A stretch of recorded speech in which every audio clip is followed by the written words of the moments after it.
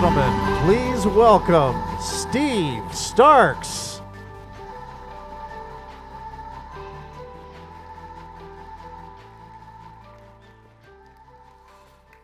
Good to be with everybody.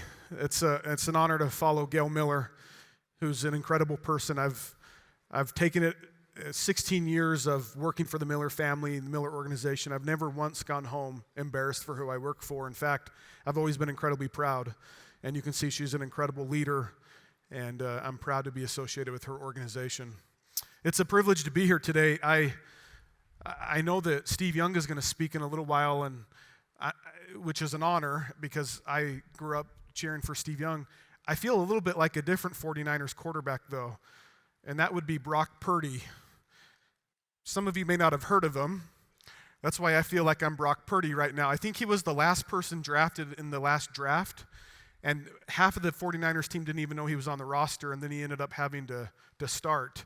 And so with today's lineup, I kind of feel like that's who I am in this midst. Incredible speakers. Congrats to Casey and Dave and the team at Sandlot. They're great partners of ours. We're grateful for our investment with them, multiple investments. And I'm really impressed by the tone and the spirit and the motive of this conference. I love coming down to Utah County where there's been incredible wealth generation and entrepreneurship and the way that people want to give back.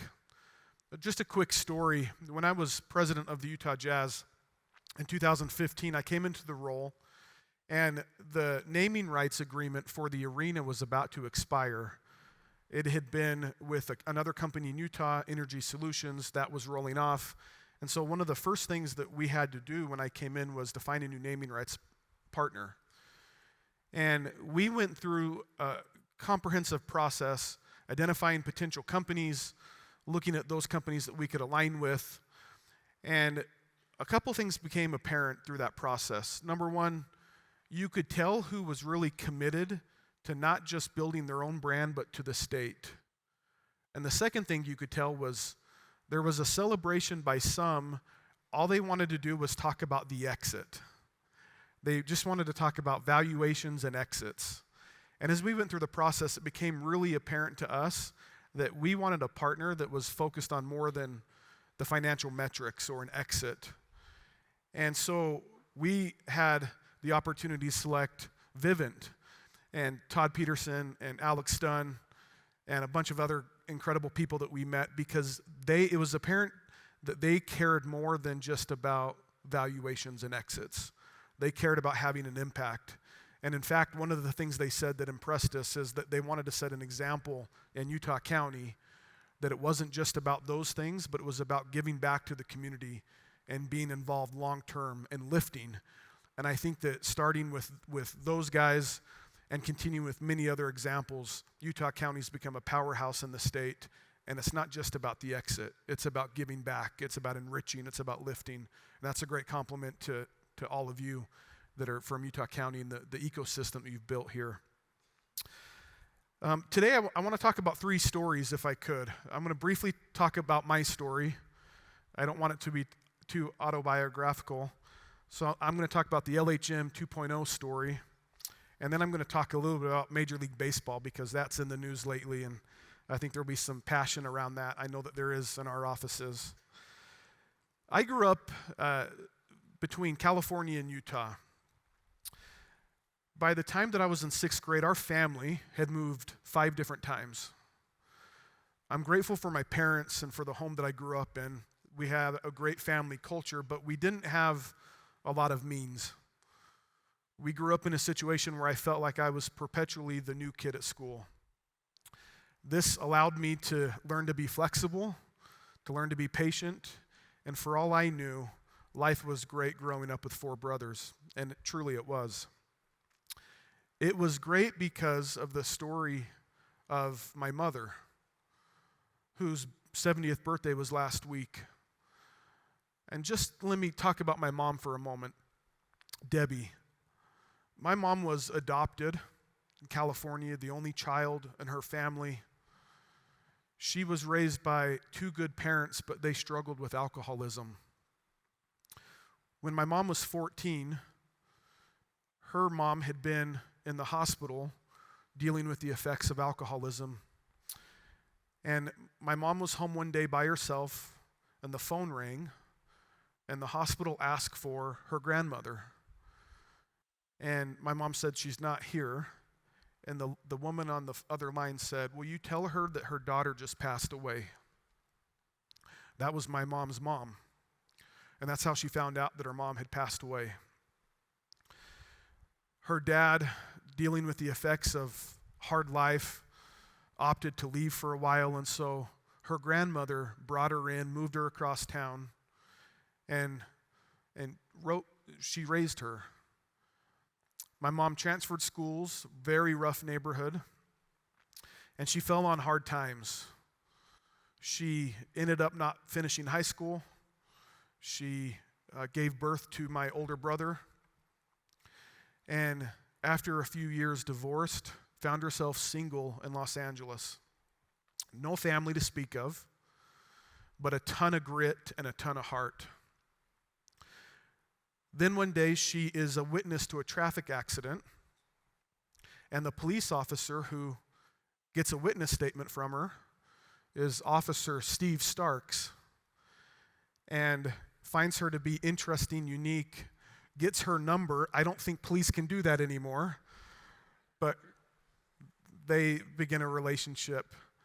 And my dad, being from Utah, a returned missionary, falls in love with this woman from California who grew up in very different circumstances, and the two of them were married. I was born, 3 other brothers followed, and eventually the family made their way back to Utah. Now, I tell you about my mom because if there's anything good in my life, if there's any grit that I've developed or toughness, it's come from my mother. And I'm incredibly proud to be Debbie's son. And there's 5 boys that are really proud to be Debbie's sons. And so when we celebrated her 70th birthday last week and surrounded by grandkids and family, it was something that my mom never had growing up. But she lived for it, and she hoped for it. And she discovered faith, and she discovered things that she never could have comprehended. And each of us has a story, but our story doesn't start with us. Our story starts with the people that went before us and laid a foundation. My story now is unique. When we moved to Utah, I'm in 5th grade, and we moved a few more times, but eventually ended up calling the Ogden Valley home. I grew up in the beautiful environment of Huntsville, Utah. Great place to live and grow up. I went to Weber High School. I was a very mediocre student. I graduate from Weber High School having not taken the ACT exam with average grades. And in about June of that summer, I decided that I needed to go to college, and so I walked onto the campus of Weber State University. Weber State's where you apply, and if you don't get in, you come to BYU. It's up north. I like to call it the Weber State University. And I go to student services. I walk to admissions. There's this great guy there. I say, my name's Steve Starks. I would love to go to college. He said, great. Give me your transcripts. I said, I don't have them. Great. What'd you get on the test? I haven't taken it. And he kind of took a deep breath and looked at me, and he's like, it's okay. We're going to help this kid out. And he took me to the testing center, got me registered. I took the ACT, got my transcripts, and I started college. That's how it began. I do 2 semesters. I go on a mission to Mississippi. I come back, and I literally qualify for a Pell Grant. I enroll in Weber State. I get involved in campus. I end up, getting involved with student government and graduating, having a tremendous experience at the university. But I wouldn't have happened, literally, if I had caught the wrong person on the wrong day in admissions. The fact that he took time and personal touch to take me and help me through the process meant the world to me.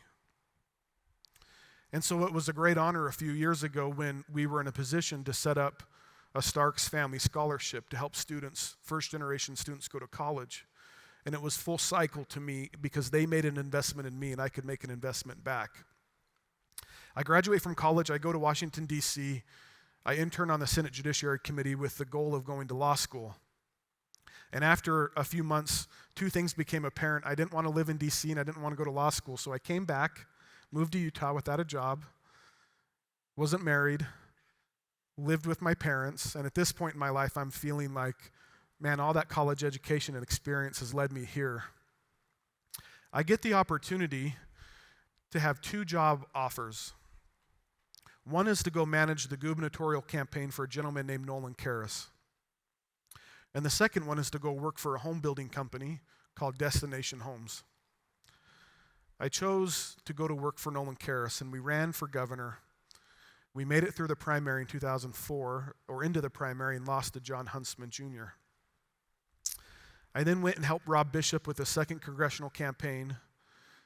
And in November of that year, I get a call from John Huntsman, who asked me to help manage his transition team. It was an honor because I was running the campaign with his Republican opponent. And the fact that John took that chance on me showed to me an abundant mentality. And so we helped run the transition. We built an incredible organization of people that were volunteers to help with the new administration. And then he asked me to stay on and continue some work that we were doing. We then approached business leaders to come and get involved in state government, help us operate more effectively, and the chair of our board became Larry Miller. So Larry and I have a chance to work together for 18 months in that capacity, and then I decide I'm going to go to business school. And we're heading to a meeting one day, and I take the opportunity with Larry to explain that I'll be transitioning out and going to business school, and asked if he would be willing to write me a letter of recommendation. And Larry said, well, of course I would, but I'm going to try to talk you out of going to business school and to come to work for me instead. So, having enough of an IQ, I passed the test and said, I would love to come to work for you, Larry. And a few weeks later, started in that position. Now, when I started, I did not have a title. I didn't have a formal job. I was what Larry liked to call a special project. And it turns out over the years he hired a variety of special project people. And really for him that meant draft the best player available, don't worry about whether they play a specific position, and over time they'll learn the company and they'll be able to slide in where it makes the most sense. And then they'll rise or fall based on their own merits and work ethic, etc. So I joined the company. I'm working with Larry day in and day out. People are wondering who I am because he doesn't send out a formal notice, welcome Steve Starks to the company.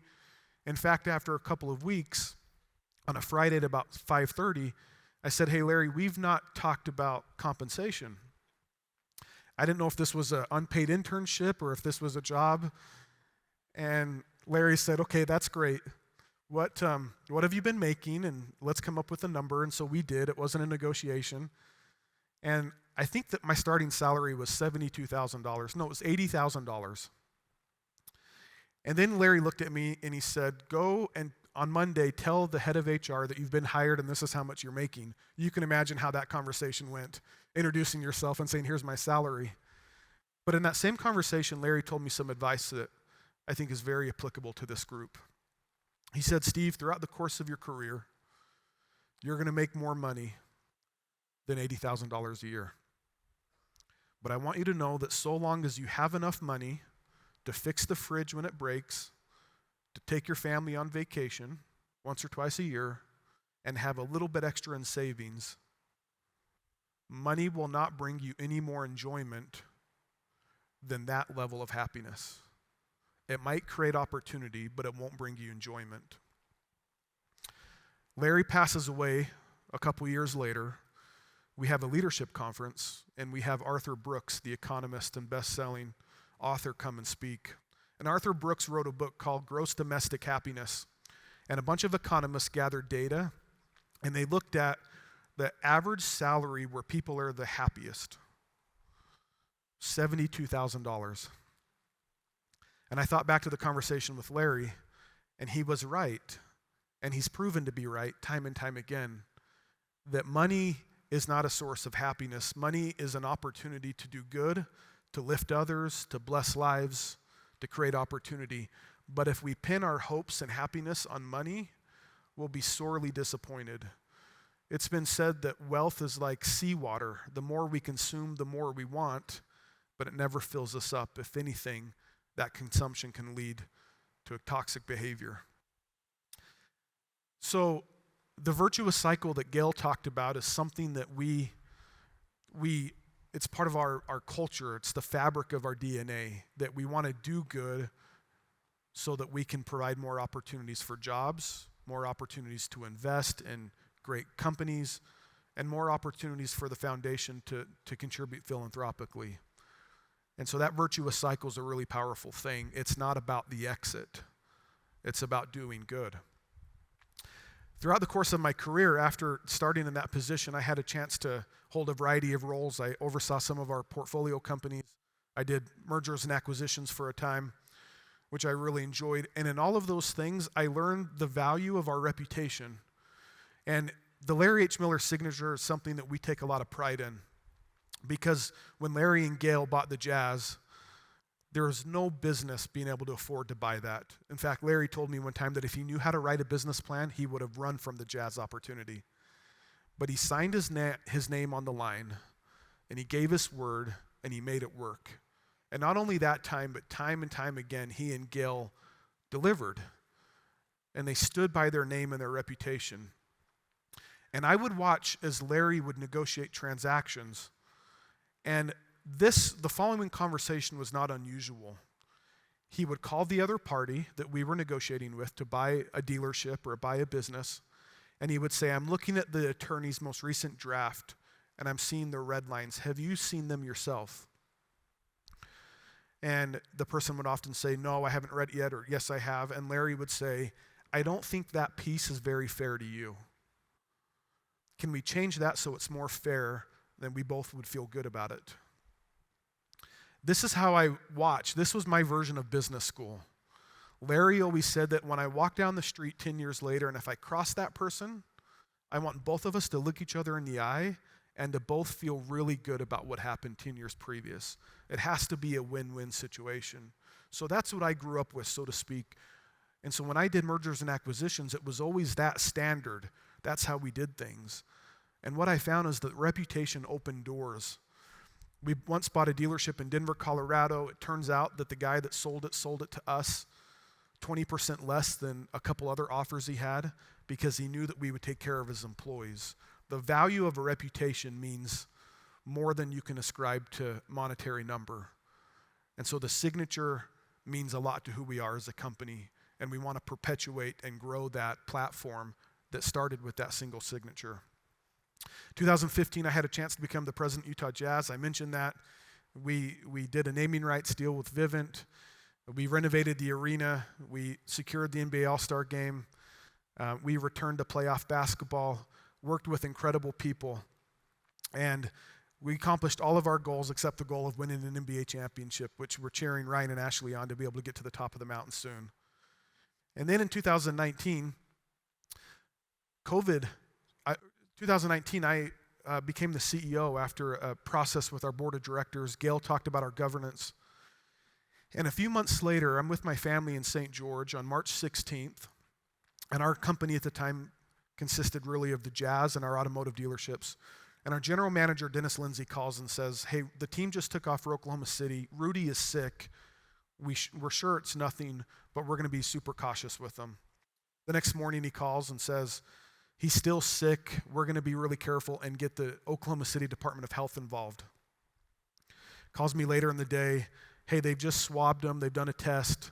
We're going to wait the results. I'm going to call the NBA just so they're on alert.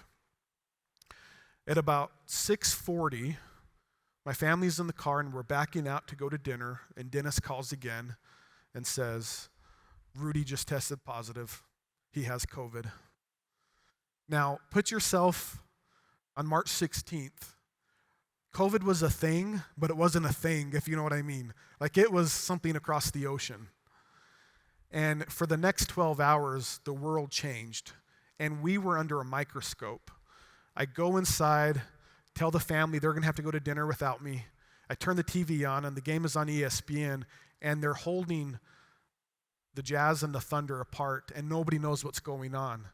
I call Adam Silver, the commissioner of the NBA. Rudy tested for COVID. He said, I heard, let's stay in touch. We're just figuring it out. Well, over the next 2 hours, the NBA season gets canceled.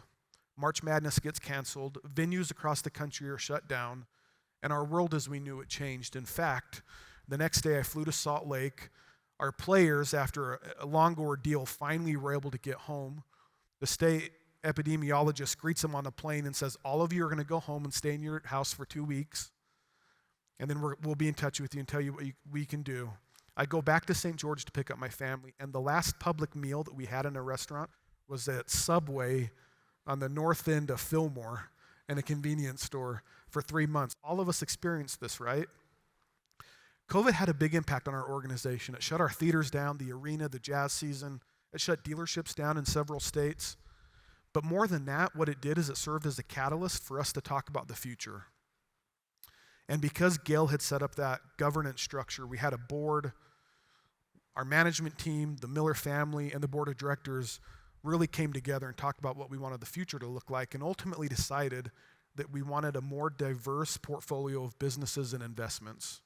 And so the decision was made to sell the Jazz, and then a year later to sell automotive, about $5 billion worth of transactions. At the same time, we invested in healthcare through a great senior health platform called Advanced Healthcare that's now growing nationally. And we've built up a real estate platform with the acquisition of Daybreak and other adjacent properties and projects that we're really excited about. We have a sports entertainment platform still because we kept the theaters, and then a great portfolio of businesses and investments. We recently acquired the majority stake of Swig. We've done other really exciting projects and investments, some of which you may not know of, but we really specialize in investing in family businesses that are looking for an exit. Given our DNA as a family business, our operational focus, and the preservation of values, we really feel like we have a unique opportunity, and that's proving to be true. Now, I mentioned that I had 2 job opportunities when I came back from DC. I want to tell you about the second one. You recall that I had a chance to go to work for Nolan Karras. The other opportunity was for a home building company, Destination Homes. Well, I stayed in touch with that company, and in 2020, the founder of that company, Brad Wilson, called me up and said, it's time to sell our business. And I would be honored if the Miller family and the Larich Miller Company would look at it. And we acquired that business a few months later. It was a full circle moment because in 2004, I could have gone to work for him. And now to have preserved a relationship and then be able to acquire that business and become a steward over it was a real honor, I think, for all of us, and it's a big part of who we are now as a company. But those are the type of businesses that we want to invest in. A family business that may not have a transition plan or looking for an exit, and where we can become stewards of that business. That's where we specialize. Now, everybody's moving down the tracks with that strategy. Everybody's excited about it, and the business is moving forward. We feel our best days are ahead of us. And supplementing that is a conversation that took place almost 12 months ago when we were in New York. And I'm going to wrap up by talking about Major League Baseball. We were in New York and had a chance to meet with the commissioner of MLB. And we said that we were evaluating options to potentially build a new stadium for the Bees. And then took the opportunity and said, this was like another elevator moment, asking for a letter of recommendation, but just said, hey, Commissioner, we really think that Salt Lake should be on your list of expansion markets. And he said, oh yeah, tell me about that. And so I gave my best Chamber of Commerce speech about Utah, talked about how great we are as a state and a market. And he said, you know what, you are on our list. And I'm going to have my team talk to you afterwards. And then he kind of gave us the map. He said, well, here's how I'm thinking about it. I want to expand by 2 teams by the time I retire. I've really got to get Tampa, and I've really got to get Oakland resolved. But after that, I would like to add a team to the east, a team to the west. And here's kind of what the landscape is. Well, we left that meeting really encouraged by our prospects. And over the past year have quietly been building out a coalition and evaluating the prospects of Major League Baseball, what that would look like. Are we competitive as a market? Where would we build a stadium? Does the Miller family want to get back into professional sports? Would we lead an investment? And so months and months of those conversations, and then we started picking up the phone and calling people. And what we found out was whether it was the Huntsman family or the Eccles family or the Marriott family, there was universal excitement about the prospect of bringing baseball to the market. We talked to the governor, We talked to the mayors of Salt Lake City and Salt Lake County. We talked to our federal delegation, Senator Romney, and everybody was enthusiastic about the prospect. And so then we said, let's not just announce this, let's announce it in a way that would make everybody proud and demonstrate to Major League Baseball that we are Major League ready. So we built a website. We have swag that you can buy. We announced the coalition. We identified a place on North Temple with 100 acres that would be an ideal site for a mixed-use development anchored by a Major League Baseball stadium. And on last Wednesday, we announced to the world that Salt Lake City's open for business for Major League Baseball and that we would like to be considered as an expansion market. And the response has been really, really exciting. So